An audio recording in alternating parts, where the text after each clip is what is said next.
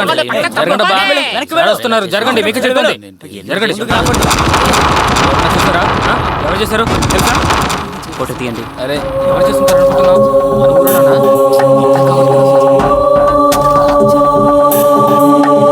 ఎవరు చేశారు, ఏం చేశారు ఏం తెలియదు కదా. చాలా కష్టంగా ఉంది చూస్తుంటే. శవం ఉన్నట్టు ముందు చూసింది ఎవరు? ఇదిగో ఇతనే సార్, నరసింహ. చెప్పండి, ముందు మీరే చూసారా? అవును అవును. ఎప్పుడు చూసావు? తెల్లారుజామున కోడి కూసే జాములో కోడి కూస్తూనే ఉంది. ఏ గంటలో చూసావో చెప్పు. సుమారుగా 4 నుంచి 5 గంటల లోపై ఉంటుంది సార్.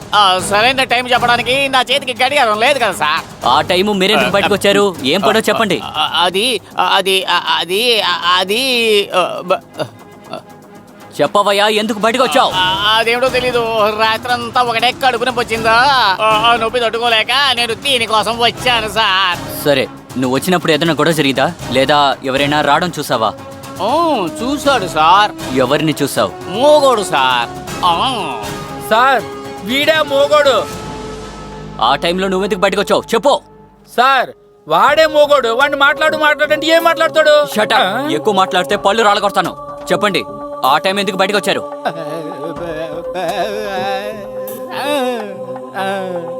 అప్పుడు ఎవరినైనా చూసావా? మీరు చెప్పేది నిజమా? నాగరాజ్ సార్, బాడీని బయటికి తీసి జరగాల్సిన పనులేంటో చూడండి. Okay sir. మీలో ఇద్దరు నాతో పాటు రండి.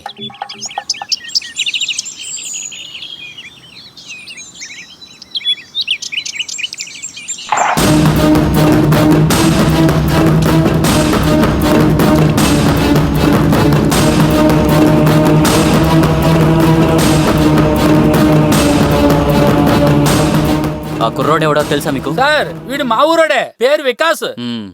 సార్ మన ఊర్లో ఉన్న విశ్వనాథన్ తమ్ముడు వికాస్ సార్.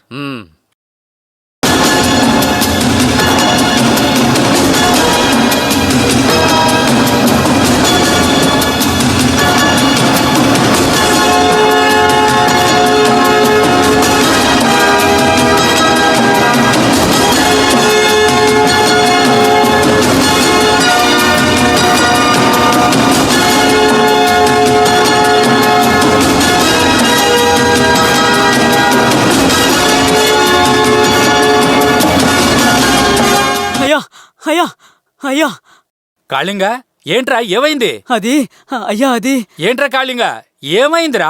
ఊర్లో ఉన్న ప్రజలందరూ ఒక చోటికి చేరి శవం గురించి మాట్లాడుకుంటూ ఉన్నారయ్యా. ఎప్పుడురా? ఏమంటున్నావురా? అవునయ్యా, పోలీసులు అక్కడికొచ్చి వికాస్ బాడీని పైకి తీసి ఊర్లో ప్రజలందరినీ వివరాలు అడిగి తెలుసుకుంటున్నారయ్యా. రేయ్ ప్రతాప్, తాను బయటికి వెళ్ళిందంటే గొడవ అయిపోద్ది. గదిలో పెట్టి తలిపేయరా. సరే మావయ్య. ఎక్కడికి వెళ్తున్నావు?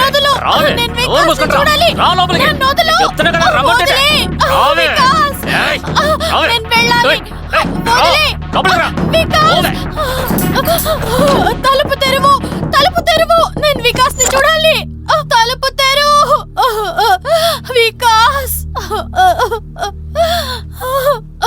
అయ్యా అది చూడగానే నేను చాలా భయపడ్డానయ్యా.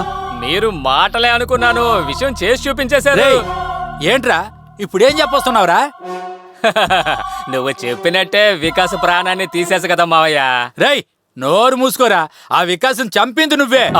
నేనా? నేను చేయలేదే, చేసింది మీరే. ఏంటిది, ఇతను చంపలేదంటున్నాడు? ఇతను చంపలేదంటే మరి వికాస్ని చంపింది ఎవరై ఉంటారు?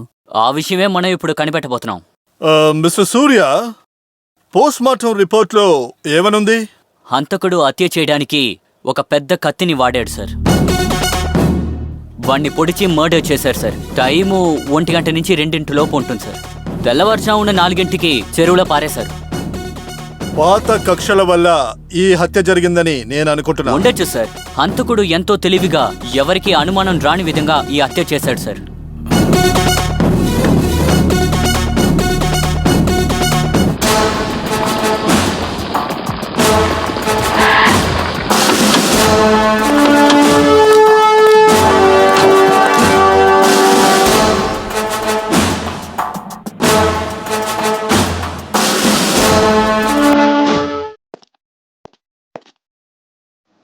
మనసు నిబ్బరం చేసుకోండి.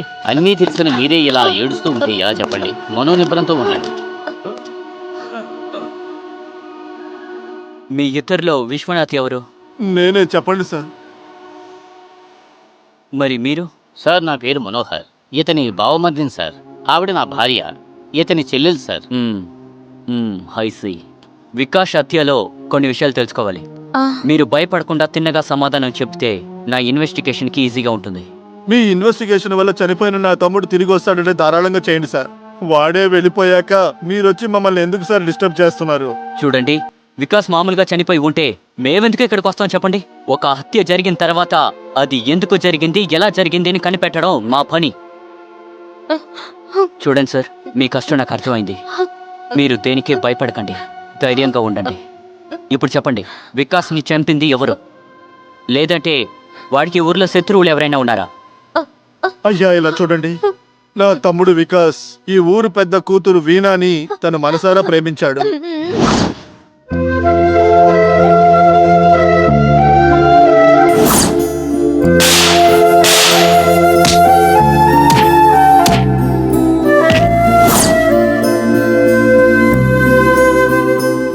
ఎలా నా కూతుర్ని పెళ్లి చేసుకుంటావో నేను చూస్తా. నువ్వు మాత్రమే కాదు, ఊళ్ళో ప్రజలందరూ చూసే విధంగా నీ కూతుర్ని పెళ్లి చేసుకుని నేను మా నాన్నకే పుట్టానని నిరూపించలేదు. నా పేరు వికాసే కాదు. పెళ్లికొచ్చి అక్షంతలు వేస్తారు, లేదా అదే అక్షంతలు మేము చనిపోయాక మా నోట్లో పోస్తారు. వికాస్, నేను చెప్పేది వినరా? ఆ రోజు మా ఇంట్లోంచి బయలుదేరిన వాడు ఆ ఇంటికే వెళ్ళాడు అనుకుంటున్నాను. తెల్లారిన తర్వాత మర్డర్ జరిగిందని విన్నాను. అక్కడికి వెళ్ళి చూసిన తర్వాతే అతను వికాస్ అని తెలిసింది సార్. రాత్రిరంతా ఇంటికి రాలేదంటున్నారు. మరి ఎక్కడికి వెళ్ళాడో మీరు వెతకలేదా? అనిపించింది, కానీ నేను తిట్టానని వాడు మనసు బాధపడి ఎక్కడికైనా వెళ్ళి తిరిగి వస్తాడని అనుకున్నాను. ఐసీ. ఇలా చూడండి, అసలైన ముత్తాయి మేము కనిపెట్టే వరకు అస్తమానే ఇక్కడికి వచ్చి ఎంక్వైరీ చేస్తాం. ఇప్పటికి బయలుదేరుతాం. సరే సార్. సరే సార్.